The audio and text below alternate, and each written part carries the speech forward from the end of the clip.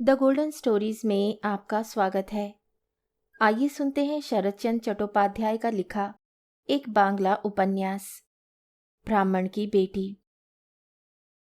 मोहल्ले में घूमने फिरने के बाद रासमणी अपनी नातिन के साथ घर लौट रही थी। गांव की सड़क कम चौड़ी थी। उस सड़क के एक ओर बंधा पड़ा मेमना यानी बकरी का बच्चा सो रहा था। उसे देखते ही बुढ़िया नातिन को चेतावनी देने के स्वर में सावधान करती हुई बोली, ए लड़की, कहीं आंखें मीच कर चलती हुई मेमने की रस्सी लांघने की मूर्खता न कर बैठना। अरे यह क्या, लांघ गई? तू भी हरामजादी, बिना ध्यान दिए चल देती है। क्या तुझे रास्ते में बंधी बकरी दिखाई नहीं देती? नातिन बोली, दादी बकरी तो सो रही है। तो क्या, सो रही बकरी की रस्सी लांघने में दोष नहीं लगता? तुझे क्या इतना भी मालूम नहीं कि मंगल और शनि के दिन रस्सी लांघने का परिणाम अनर्थ होता है? काहे का अनर्थ होता है? ये सब बेकार की बातें हैं। तिलमिला उठी दादी बोली, अरे हाय, ब्राह्मण के घर में जन्मी 9 साल की हृष्ट पुष्ट लड़की के पास बुद्धि का अभाव लगता है। इसीलिए वे इतना भी नहीं जानती कि मंगल और शनि के दिन बकरी की रस्सी को नहीं लांघना चाहिए।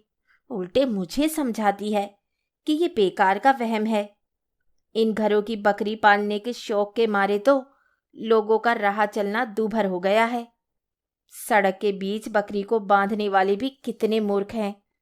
वे यह भी नहीं सोचते कि बेचारे बच्चे अनजाने में रस्सी लांघ जाते हैं। क्या उन्हें बच्चों के हित का भी ध्यान नहीं आता? लगता है जैसे उनके बच्चे है ही नहीं, तभी तो वे सोच विचार नहीं कर पाते। अचानक रासू की नज़र बकरी को हटाने जा रही दूल्हे की जाती एक 12 वर्षीय लड़की पर पड़ गई। उस पर बरसती हुई बुढ़िया बोली, अरे तू कौन है? तू दूर हटकर क्यों नहीं चलती? कहीं मेरी नातिन से तेरा आंचल छू तो नहीं गया? लगता है कि तुझे ठीक से सुनाई दिखाई नहीं देता। घबराई हुई दूल्हे की लड़की धीमे स्वर में बोली, दादी जी, मैं तो स्वयं आप लोगों से बचकर चल रही हूँ। तुझे इधर से गुजरने की अनुमति किसने दी है? ये बकरी भी शायद तेरी है। तुम कौन जात के हो और यहाँ किस प्रयोजन से आए हो? दादी जी, हम लोग दूल्हे हैं, लड़की ने उत्तर दिया। अरे मेरी नातिन को कहीं छू तो नहीं दिया? बेचारी को असमय स्नान करना पड़ेगा। नातिन बोली, दादी, इसने मुझे नहीं छुआ है। रसमणी उत्तेजित स्वर में नातिन को डांट कर बोली, क्या मैंने तुझसे कुछ पूछा है? मुझे इस लड़की का आंचल तुझसे छुआ लगा है। जा जा, घर में घुसने से पहले नदी में स्नान करके आ।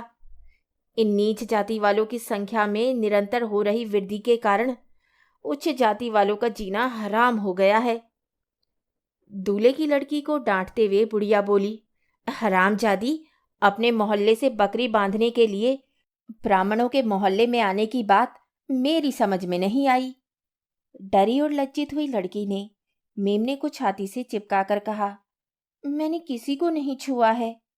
ठीक है, किंतु इस मोहल्ले में तेरा आना कैसे हुआ? दूर किसी घर की ओर उंगली का संकेत करते लड़की ने कहा, मेरी नानी द्वारा मुझे और मेरी माँ को घर से निकाल देने पर उन महाराज जी ने अपने घर के पिछवाड़े हमें रहने को स्थान दिया है। किसी भी कारण से किसी की दुर्गति के मामले में प्रसन्न होने वाली तथा रुचि रखने वाली रासमणी प्रसन्न हो उठी और पूरी कहानी जानने की इच्छा से बोली, तुम्हारी नानी ने तुम लोगों को कब निकाला? परसों रात को। तो क्या तू एक कोड़ी दूल्हे की छोकरी है? अरे बताती क्यों नहीं? यह तो मैं जानती हूँ कि तेरे बाप के मरते ही तेरी बुढ़िया नानी ने तुम लोगों को डर से चलता किया है। तुम छोटी जाति वालों का बेड़ा गर्क हो। अब क्या तुम लोग ब्राह्मण के मोहल्ले को भ्रष्ट करोगे? तुम लोगों का दिमाग खराब नहीं हो गया? तुम्हारी माँ को कौन इस मोहल्ले में लाया है? ऐसी मूर्खता राम तनु के दामाद के सिवाय और किसी के द्वारा तो की ही नहीं जा सकती। साला घर जमाई बनकर ससुर की संपत्ति पर ऐश कर रहा है। अय है, पता नहीं साला क्या सोचकर भंगी चमारों को इस मोहल्ले में ले आया है। इसके बाद रासमणि ने संध्या को आवाज दी, बेटी संध्या, बेटी संध्या, क्या घर में ही हो? खाली पड़ी धरती के उस ओर रामतनु के घर की खिड़की है। उस खिड़की से बाहर मुंह निकालकर 19-20 वर्ष की एक सुंदर सलोनी लड़की बोली, कौन पुकार रहा है? रासमणि को देखकर, अरे नानी है, कहती हुई संध्या घर से बाहर आ गई और बोली, बताओ नानी, क्यों शोर मचा रही हो? रासमणि बोली, बेटिया, तेरे नाना तो कुलीन ब्राह्मण थे। तेरे बाप को यह क्या सूझी जो ब्राह्मणों के मोहल्ले में शूद्रों को बसा दिया? क्या यह सब निंदनीय कार्य नहीं है? इसके बाद अपने गाल पर हाथ रखकर हैरान प्रकट करती हुई नानी संध्या से बोली, जरा अपनी माँ को इधर भेज। देखती हूं कि जगतदात्री इन्हें निकालने को सहमत होती है तो ठीक, नहीं तो चैटर्जी भैया से जाकर गुहार लगाऊंगी। पता चलेगा कि नामी गिरामी जमींदार भी कुछ करते हैं या नहीं। संध्या ने चकित भाव से पूछा, नानी, किसे निकालने को परेशान हो रही हो? अपनी माँ को बुला, उसके सामने सारी बात कहूंगी। इसके बाद अपनी नातिन की ओर संकेत करती हुई रासमणि ने कहा, ये लड़की मंगल के दिन बकरी की रस्सी लांग गई और दूल्हे की लड़की से छू गई। संध्या ने बुढ़िया की नातिन से पूछा, क्या तुझे दूल्हे की लड़की ने छू लिया था? सहमी हुई बुढ़िया के पास खड़ी दूल्हे की लड़की ने उत्तर दिया, दीदी, मैंने किसी को नहीं छुआ। रासमणि की नातिन ने भी समर्थन में कहा, मुझे किसी ने नहीं छुआ। क्रोध से उत्तेजित रासमणि दोनों को डांटती हुई बोली, अये हये, झूठ बोलते हुए तुम्हें शर्म नहीं आती? मैंने अपनी आंखों से देखा है कि दूल्हे की लड़की का आंचल तुझसे छुआ है। नातिन बोली, नहीं नानी, वे मुझसे दूर थी। रासमणि बिगड़ उठी और चिल्लाकर बोली, हरामजादी, झूठ बोलती है। जाओ, नदी में नहा कर आओ। घर चलने पर मैं तेरी खबर लेती हूं। संध्या हंसकर बोली, नानी, नहीं छुआ तो आज समय में बिचारी को क्यों नहाने पर विवश कर रही हो? जली भुनी रासमणि बोली, लड़की को नहाना ही पड़ेगा, किंतु तेरे पिताजी ने अपने ही मोहल्ले में शूद्रों को बसाकर कौन सा पुण्य कर्म किया है? घर जमाई को अपनी मर्यादा में रहना चाहिए। उसके ऐसे कार्य का भला कौन समर्थन करेगा? अपने पिता के विरुद्ध बुढ़िया द्वारा लगाए जा रहे आरोपों से क्षुब्ध होकर संध्या तीव्र स्वर में बोली, हम अपने घर में कुछ भी करें, हमें कौन रोक सकता है? मैं पूछती हूं कि तुम्हें क्यों ईर्ष्या हो रही है? किसे क्या कष्ट हो रहा है यह देखना हो तो मुझे चैटर्जी बाबू को सारी बात बतानी होगी। संध्या बोली, नानी, तुझे किसने रोका है? जिसे कहने को तेरा जी चाहे कह दे। वे बड़े आदमी हैं तो क्या हुआ? क्या हम किसी से उधार मांगकर खाते हैं? रासमणि आपे से बाहर होकर बोली, ओह देखो, इस छोटी सी छोकरी की कितनी लंबी जबान है। मैं गोलोक चैटर्जी को कहने की बात कह रही थी। तुम लोगों ने शायद उनके महत्व को पहचाना नहीं। कोलाहल सुनकर जगतदात्री बाहर आ गई। उसे देखकर रासमणि अग्नि ज्वाला के समान धधकने लगी। अपनी चीख और चिल्लाहट से सारे मोहल्ले को सुनाती हुई रासमणि बोली, जगतदात्री, तुझे पता है कि तेरी लड़की के विचार कितने ऊंचे हैं? खूब पढ़ी लिखी है ना? कहती है कि इस गोलोक चटर्जी की कोई परवाह नहीं। क्या हम उनके बाप दादा का दिया खाते हैं जो हमारा दाना पानी बंद कर देंगे या हमें गांव से बाहर निकलवा देंगे? हमने शूद्रों को इस मोहल्ले में स्थान देकर कुछ भी बुरा नहीं किया है। कोई बड़ा होगा तो अपने लिए होगा, हमें अपने किए पर कोई पछतावा नहीं। कुपित और चकित हुई जगतदात्री ने तीखे स्वर में लड़की से पूछा, क्यों री, क्या तूने यह सब कहा है? मेरे कहने का अभिप्राय किसी को अपमान करना नहीं था। हाथ मटकाती हुई रासमणि बोली, ओहो, तो क्या उनका सम्मान कर रही थी? अरे कहा है तो मुकरती क्यों है? अचानक रासमणि अपनी उग्रता छोड़कर मृदु स्वर में बोली, जगतदात्री, मैंने तो शास्त्र की बात कही थी कि मेरी नातिन ने मंगल के दिन बकरी की रस्सी को लांघकर ठीक नहीं किया। इस पर संध्या ने पूछा, बीच सड़क पर किसने बकरी बांध रखी थी? मैंने इसे बता दिया कि ये दूल्हे की लड़की का काम है, और उसी का आंचल मेरी नातिन को छू गया। मैं अपनी नातिन को नहाने को कह रही थी। मैं संध्या से बोली, बेटी, यदि तेरे बाबूजी इन दूल्हे डोमों को इस मोहल्ले में ना बसाते तो ये अनर्थ क्यों होता? छोटी जात वालों को भला आचार विचार का ध्यान कहाँ रहता है? बूढ़े गोलोक चटर्जी प्राय उधर से आते जाते हैं, उन्हें पता चलेगा तो वे क्रुद्ध हो जाएगा। जगतदात्री, मैंने केवल इतना ही कहा। इस पर तेरी लड़की ने मुझे क्या क्या नहीं सुनाया। खाली पीटने की कसर रह गई है। क्या बड़ों के सामने लड़की का ऐसे असभ्य वचन मुंह से निकालना कोई अच्छी बात है? क्या लड़कियों को ये शोभा देता है? तू ही बता। माँ ने क्रुद्ध स्वर में बेटी से पूछा। क्या तूने यह सब कहा है? लड़की द्वारा इनकार किए जाने पर उत्तेजित माँ बोली, तो क्या तुम्हारी नानी झूठ बोल रही है?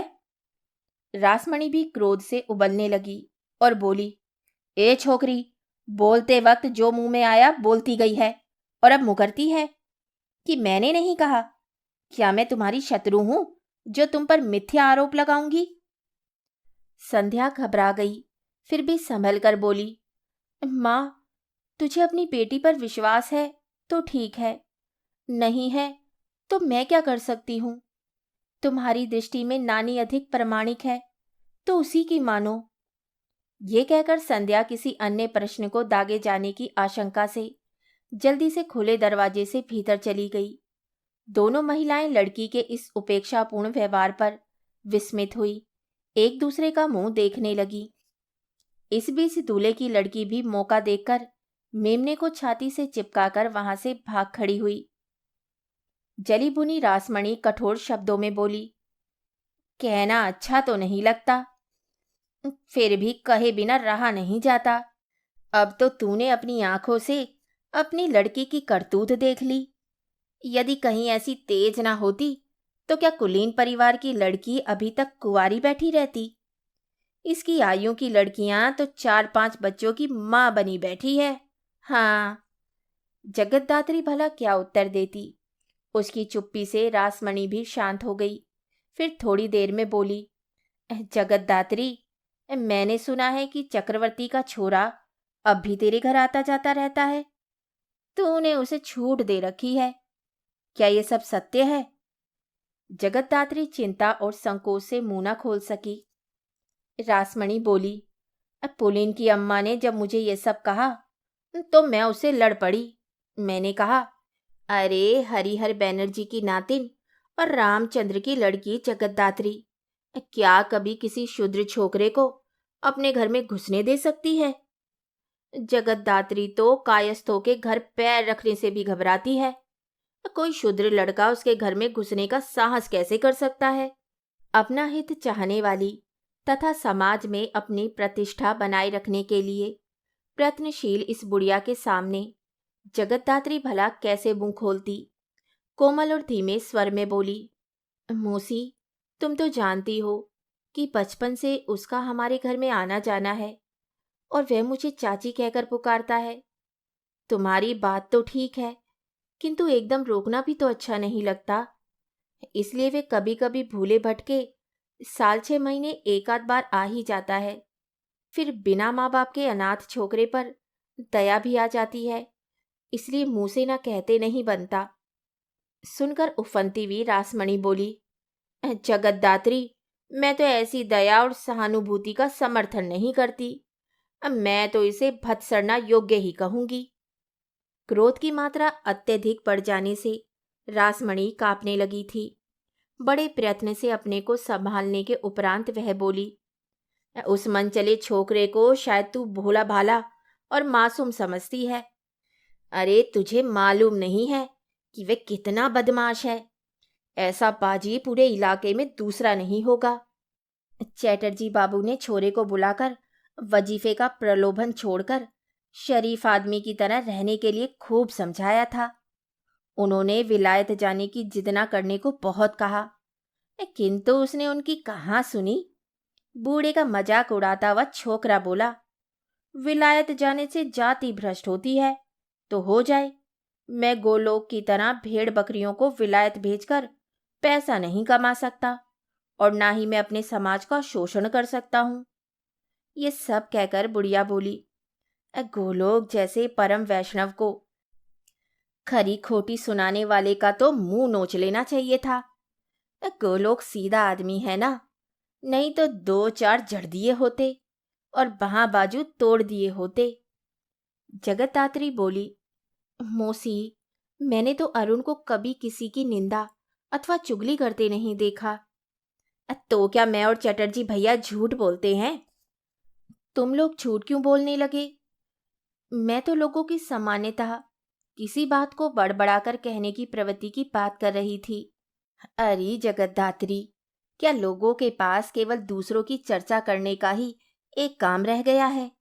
विलायत जाकर किसने कौन सा किला फतेह कर लिया, वहां से किसानों की विद्या सीख आने पर हंसी आती है।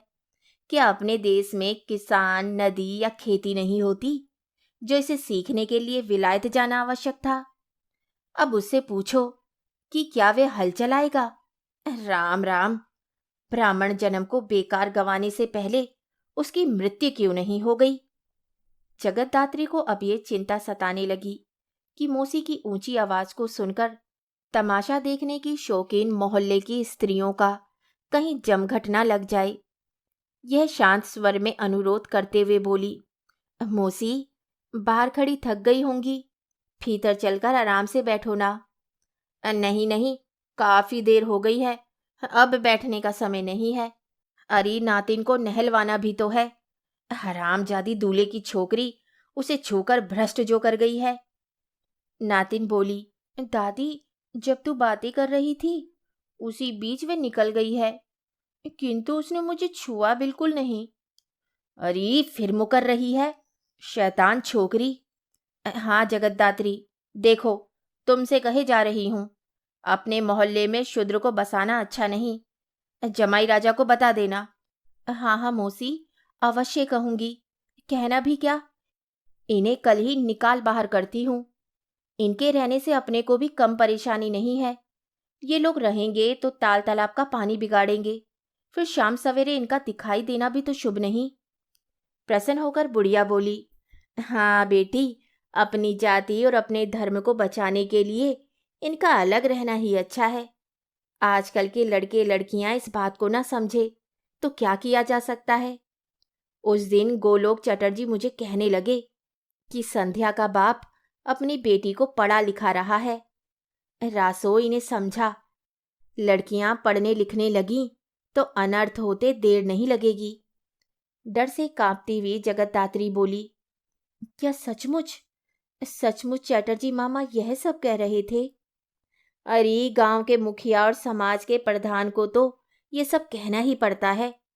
अब मुझे ही देखो, मेरा काला अक्षर भैंस बराबर, परंतु फिर किस शास्त्र की जानकारी मुझे नहीं है। है कोई माई का लाल जो यह कह सके कि रासमणि का एक भी कोई आचरण शास्त्र मर्यादा के विरुद्ध है? इसे ही देख लो। लल्ली द्वारा बकरी की रस्सी को लांघते देखकर मैंने उसे टोका और कहा, अरे लड़की, मंगल के दिन तू ये कैसा अनर्थ कर रही है? क्या किसी पंडित में मेरी बात को काटने का दम है? मैंने अपने माँ बाप से यह सब सीखा है। हाँ, अपनी नई रोशनी में पली लाडली से पूछो, क्या उसे इन बातों की थोड़ी भी जानकारी है? जगतदात्री ने कहा, मौसी, थोड़ी देर बैठोगी तो लड़की को बुलाऊंगी। रासमणि देर हो जाने की बात कहकर नातिन को आगे करके चल दी, किंतु 2-4 डग भरने के बाद लौट पड़ी और बोली, अरे ओ जगतदात्री, ऐसे श्रेष्ठ वर को हाथ से जाने दिया तूने। मौसी, अभी हाथ में तो रखा हुआ है, किंतु एक तो संपत्ति के नाम पर उसके पास घर द्वार कुछ भी नहीं है, दूसरी उसकी आयु भी कुछ अधिक है। चकित होकर रासमणि बोली, उसके पास घर संपत्ति नहीं है तो क्या हुआ? तुम्हारे पास तो सब कुछ है। तुम्हारा कोई लड़का तो है नहीं, लड़की भी यही एक है, फिर किसे देना है? इसी लड़की और दामाद को ही तो अपना सब कुछ दोगी। कुलीन परिवार के लड़के की भी आयु कभी देखी जाती है? 40-42 की कोई आयु है क्या? तू जानती है ना कि वह रसिकपुर के जयराम मुखर्जी का देवता है। अरे ओ जगतदात्री, लड़के की उम्र तो देख रही हो, किंतु क्या अपनी लड़की की उम्र पर भी ध्यान दिया है? यदि अब भी नाच नखरा करती रहोगी तो क्या लड़की कुंवारी नहीं रह जाएगी? जगतदात्री बोली, मौसी, अकेले मेरे चाहने से क्या होता है? लड़की का बाप भी। पूरी बात सुनने का धीरज ना दिखाती हुई रासमणी बीच में बोल उठी, लड़की का बाप क्यों नहीं मानेगा? जब उसका विवाह हुआ था तो उसके पास कौन सी संपत्ति थी? फिर तुम्हारे घर में अरुण का आना जाना, पूरा पूरा दिन डटे रहना। सुना है कि हुक्का पानी भी चलता है। जवान लड़की के घर में रहते ये लक्षण अच्छे नहीं। अच्छा घरवर मिल जाने पर देर करना समझदारी नहीं। सोचकर देखो, तुम्हारी छोटी बुआ गुलाबी सारी आयु कुंवारी ही रह गई ना। तेरे बाप की दोनों बड़ी और मझली कुंवारी रह गई। तेरे माँ बाप ही काशी जाकर ना रहने लगते तो तुम्हारा विवाह कहाँ से होता? काशीवास करती समधिन को जो ही सही घरवर मिल गए तो ही उसने तुम्हारे हाथ पीले कर दिए। बीच में कोई टांग ना अड़ाए, ये सोचकर उसने किसी को कानों कान खबर नहीं होने दी। अब मानती है या नहीं? उसने अच्छा किया, नहीं तो कौन जाने विवाह होता या ना होता। अब तू ज्यादा सोच विचार मत करना, जल्दी से लड़की को अपनी ससुराल पहुंचा दे। इसके बाद नातिन से बोली, चल बेटी, चल चल, देर हो गई है। जगतदात्री, और अधिक कहने के लिए अब मेरे पास समय नहीं है, किंतु फिर भी तुम्हें सावधान करना अपना कर्तव्य समझती हूँ। देख, उससे ज्यादा मेलजोल बढ़ाने, लड़की के साथ उसका हंसी मजाक करने देने का परिणाम सुखद नहीं होगा। कहे देती हूँ, गांव में बात फैल गई तो लड़का मिलना कठिन हो जाएगा। यह तो तुम भली प्रकार जानती हो कि लोगों को दूसरे के घर को फूंक कर तमाशा देखना बहुत अच्छा लगता है, समझी? इस प्रकार बड़बड़ाती हुई रासमणी नातिन को आगे करके जा रही थी कि जगतदात्री ने उसे रुकने के लिए आवाज दी और बोली, अरे ओ मौसी, मौसी रुको, टोकरी भर बैंगन लौकी आए हैं, 2-4 लेती जाओ। जरा रुको, मैं अभी भीतर से लाती हूँ। जगतदात्री के भीतर जाने पर रासमणी बोल उठी, अच्छा अभी से बैंगन आने लगे? नातिन की ओर उन्मुख होकर रासमणी बोली, अरे खंबे की तरह स्थिर खड़ी है, भाग के जा और बैंगन लेकर आ। अच्छा, तब तक मैं धीरे धीरे चलती हूँ, जल्दी से लौट के आ, चल जा। धागे को दांत से काटकर संध्या बोली, माँ, अभी बाबूजी तो आए नहीं। जानती हूँ रे, मुफ्त में लोगों का इलाज करने वाले तेरे बापू को समय पर अपने खाने पीने का ध्यान ही कहाँ रहता है। तुम्हारा साथ देने को मैं तो हूँ। तुम्हें बाबूजी की प्रतीक्षा में भूखा मरने की कोई आवश्यकता नहीं। तुम्हारा साथ देने को मैं तो हूँ। तुम्हें बाबूजी की प्रतीक्षा में भूखा मरने की कोई आवश्यकता नहीं। बिना उत्तर दिए संध्या पूर्ववत काम करने लगी। चिंतित माँ ने पूछा, क्या सी रही है, कुछ पता तो चले। अनिच्छा से अस्पष्ट स्वर में संध्या बोली, कुछ नहीं, केवल 2 बटन टाँक रही थी। पता है, पता है, पिता की चिंता करने वाली बेटी जो ठहरी, इसीलिए मैं अपनी धोती की बात ही नहीं करती। पिताजी की किस कमीज का बटन टूट गया है, किस धोती का पल्लू फट गया है और किस कपड़े में दाग लग गया है तथा कौन सा जूता गंदा हो गया है, इन सब की चिंता जितनी तू करती है वैसी तो शायद किसी दूसरी लड़की के वश में नहीं, और दूसरी लड़की का मिलना दुर्लभ भी होगा। किंतु मैं पूछती हूँ कि अपनी बाबूजी की देखभाल के अलावा तुझे और कुछ भी करने को है या नहीं? संध्या हंसती हुई बोली, माँ, बापू तो इन सब त्रुटियों की ओर ध्यान ही नहीं दे पाते। ध्यान तो तब दें जब उन्हें लोगों का मुफ्त इलाज करने से फुर्सत मिले। अच्छा, ये बता कि क्या दूल्हे की पत्नी और पुत्री चली गई हैं? माँ, क्या उन्हें यह मोहल्ला छोड़कर जाना नहीं था? किस समय गई? क्या लोगों को छूकर और उनकी जाति धर्मादि बिगाड़ कर गई या नहीं? अरे, क्या तू उठेगी नहीं? जो फिर से सीने पिरोने में जुट गई है। माँ, तुम चलो, मैं अभी आती हूँ। इस बीमारी में भी तुम्हें जो ठीक लगे वही कर। बेटी, मैं तो तुम्हें और तुम्हारे बाबूजी को कुछ कहना बेकार समझती हूँ। मैं तो इस घर से तंग आ चुकी हूँ और सास के पास काशी जाने की सोच रही हूँ, बस। क्रोध से भरी जगतदात्री ये कहती हुई पीतल के कलश को उठाकर पीछे के तालाब से पानी भरने चल दी। सिर झुकाकर संध्या हल्का सा मुस्कुरा दी। माँ की बात का उसने उत्तर ही नहीं दिया। उसकी सिलाई समाप्त हो चुकी थी, अतः वे सुई धागा आदि समेटकर किसी डिब्बे में रख रही थी कि उसे पिता के आने का पता चला। घर में प्रवेश करते प्रियनाथ के एक हाथ में दवाइयों का बक्सा है और दूसरे हाथ में होम्योपैथिक दवाइयों से संबंधित पुस्तकें हैं। घर में घुसते ही वे उच्च स्वर में बोले, बेटी, बेटी, जरा दवा के बक्से को थामना। क्या करूं क्या ना करूं समझ में नहीं आता। मेरी तो जान ही मुसीबत में फंसी है। झटपट उठ खड़ी हुई संध्या ने पिता के हाथ से पुस्तकें लेकर एक ओर रख दी। बरामदे में पहले से बिछी चटाई पर अपने पिता को बिठा दिया और पंखे से हवा करने लगी। पिता के स्वस्थ हो जाने पर वह बोली, बाबूजी, आज इतनी देर क्यों लगा दी? देर? क्या कहती हो? मुझे तो नहाने धोने के लिए भी फुर्सत नहीं मिलती। अरे, जिस रोगी के पास नहीं जाता वही नाराज हो जाता है। असल में रोगी का विश्वास है कि प्रियनाथ की औषधि से ही उनका रोग निर्वित हो सकता है। यह विश्वास भले ही सच्चा हो अथवा झूठा, किंतु है तो सही। फिर प्रियनाथ मुखर्जी तो एक हैं, 4-6 तो नहीं, जो सबके पास एक साथ जा सके। मैं अपने रोगियों से नंद मित्रा के पास जाने को कहता हूँ। अब भले ही वे निपुण ना हो तो भी प्रैक्टिस करता है, किंतु सबका एक ही उत्तर होता है, मुखर्जी धनवंतरी को छोड़कर किसी दूसरे के पास भला कौन जाए। अब मैं उन्हें भला क्या कह सकता हूँ। अब मजे की बात यह है कि नुस्खे को भी कोई रोगी याद नहीं करता। अब प्रतिदिन मुझे सभी रोगियों के लिए बार बार सिर खपाना पड़ता है। नुस्खे को याद रखना भी तो आसान नहीं होता, अन्यथा सभी लोग डॉक्टर ना बन जाते।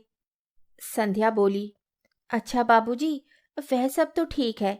अब कोट कमीज उतार कर सहज हो जाइए। उतारता हूँ बेटी, उतारता हूँ। पहले आज की बात तो सुना। पहले आज की बात तो सुन। पट्टे ने बिना सोचे समझे रोगी को पल्स टिला दे डाला। प्रैक्टिस करने पर भी पट्टे ने इस दवाई के प्रभाव के बारे में विचार नहीं किया। रोगी को मुझे संभालना पड़ा। अब पुस्तक देखकर तो इलाज नहीं किया जाता, कुछ कंठस्थ भी तो किया जाता है, कुछ बुद्धि और कुछ अनुभव से भी काम लिया जाता है। संध्या बेटी, जरा पुस्तक खोल। मैं तुझे पल्स टिला के संबंध में लिखा पढ़कर सुनाता हूँ। बाबूजी, आपको ये सब कंठस्थ है, पुस्तक खोलकर देखने की क्या आवश्यकता है? आपके खा पी लेने के बाद ही मैं आपसे बात करूंगी। कंठस्थ होने की बात तो ठीक है, फिर भी पुस्तक दिखा तो सही। नहीं, बहुत देर हो गई है, पहले तेल मालिश करा लो, नहीं तो माँ आकर बिगड़ेगी। कहकर संध्या ने उचक कर देखा कि माँ नहाकर आ तो नहीं रही है। इसके बाद पिता के मना करने पर भी वे प्याली में तेल लेकर उनके पैरों में लगाने लगी। अपनी धुन में खोए मुखर्जी बोले, बेटी, जरा रुक जाती तो पुस्तक देख लेता। बूढ़ा बोला, संध्या बिटिया, देख लेना, वह हरगिज नहीं बचेगा और फिर मैं हरामजादे को जेल भिजवा कर रहूंगा। उस साले का काम ही मेरे रोगियों को बहकाना है। अरे, वो पास के चाचा को मैंने सोच समझकर औषधि दी और मेरे पीछे वो प्राण उसके पास पहुंचकर उससे बोला, देखूं क्या औषधि दी है प्रियनाथ ने। संध्या ने क्रुद्ध होकर कहा, फिर क्या हुआ? प्रियनाथ अत्यंत उत्तेजित स्वर में बोले, साला पाजी हरामी, गधा, मेरी दी हुई दवा को गटागट पीकर बोला, ये दवा थोड़ी ही है, यह तो पानी है, पानी, इससे रोग थोड़े मिटता है। अब मैं तुम्हें दवा देता हूं। प्रियनाथ पी कर दिखाए। असल में उसने रोगी को कैस्टर ऑयल दे दिया था। रोगी ने मुझे ललकारा, आप प्राण की दवा पी कर तो दिखाओ। घबराई हुई संध्या ने पूछा, कहीं आपने दवा तो नहीं पी ली ना?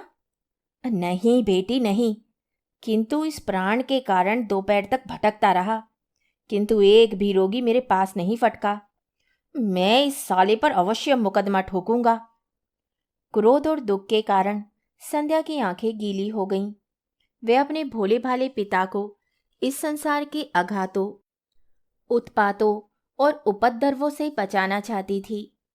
अतः वे कोमल, मधुर और शांत स्वर में बोली, बाबूजी, यदि रोगी आपकी दवा नहीं लेना चाहते तो आपको इस गर्मी में गली गली भटकते फिरने की क्या आवश्यकता है? क्या आपको मालूम नहीं है कि आपके घर पर ना होने के कारण घर से कितने रोगी निरोग लौट जाते हैं? संध्या के इस कथन में 1% भी सत्य नहीं था। गांव के दीन दुखी घर पर दवा लेने आते हैं तो संध्या के पास ही आते हैं। उन्हें शायद प्रियनाथ के डॉक्टर होने की जानकारी ही नहीं होगी। हाँ, यह बात अलग है कि संध्या द्वारा दी गई दवा अचूक सिद्ध होती है। सुनने में तो यहाँ तक आया है कि रोगी प्रियनाथ के घर पर ना होने की पक्की जानकारी के बाद ही संध्या के पास आते हैं, किंतु पिता की प्रसन्नता के लिए उसे मिथ्या भाषण में कोई संकोच नहीं। प्रियनाथ ने संध्या के कथन को सत्य मान लिया और परेशान होकर बोले, हाँ, निराश लौट गई। कौन थे वे? क्या नाम था उनका? किस समय आए थे और किधर चले गए?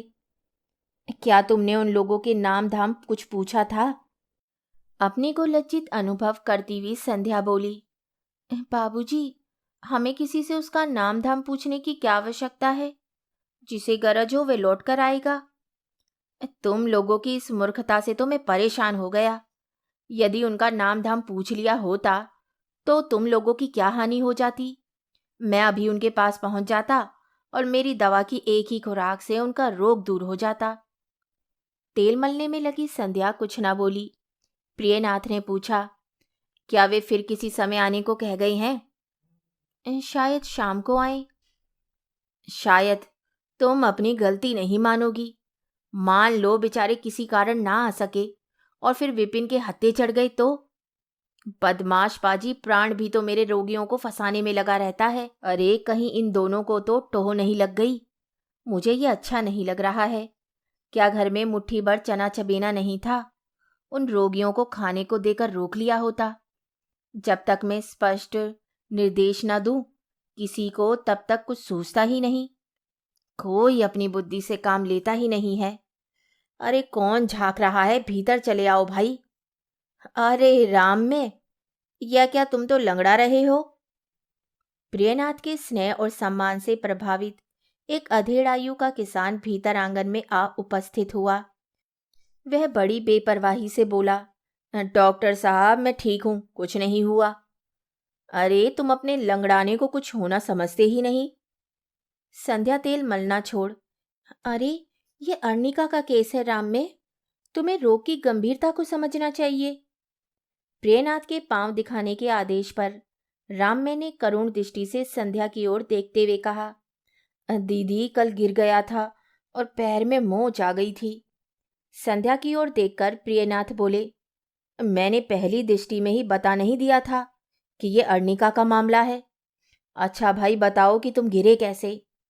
दरवाजे के पास के पतनाले के ऊपर वाले तख्ते को लड़कों ने हटा दिया था। मुझे इसकी जानकारी नहीं थी। अनमना सा उसमें गिर पड़ा और मोच आ गई।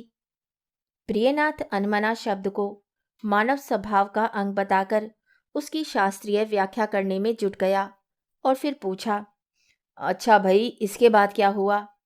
महाराज फिर क्या होना था? उसी समय से दर्द से बुरी तरह करा रहा हूं। धरती पर पैर नहीं रखा जा रहा। संध्या बोली, बाबूजी बहुत देर हो गई है, रोगी को अर्निका देकर चलता करो। प्रियनाथ बोले, संध्या बेटी धीरज धर, केस पूरी तरह समझने तो दे। नुस्खा निश्चित करना क्या मजाक है? जल्दबाजी की तो बदनाम हो जाऊंगा। हाँ भाई, इस समय दर्द कैसा है? बड़े जोर की टीस उठती है जी। मैंने यह नहीं पूछा, मैं जानना चाहता हूं कि किस ढंग का दर्द है। रिसने जैसा, मलने जैसा, सुई चुभने जैसा या फिर बिच्छू के काटने जैसा? कुन-कुन करता है या झनझनाता है? जी हाँ महाराज, झन-झन करता है। फिर क्या होता है? फिर क्या होता है? दर्द के मारे बुरा हाल है। क्या कहा, मरे जाते हो? और नहीं तो क्या, लंगड़ा कर चलता हूँ। धरती पर पाँव नहीं धरा जाता। ये मरना नहीं तो और क्या है। शैतान लड़के न बात सुनते हैं, ना ही मनाने से मानते हैं। उस तख्ते से खेलते हैं। किसी और दिन फिर से गिर गया तो उठ नहीं पाऊंगा। अब बहुत पूछ पाछ हो ली। अब मुझे काफी काम है। दवाई दीजिए ताकि मैं चलूं। शेष कहानी सुनिए अगले भाग में। तब तक के लिए धन्यवाद।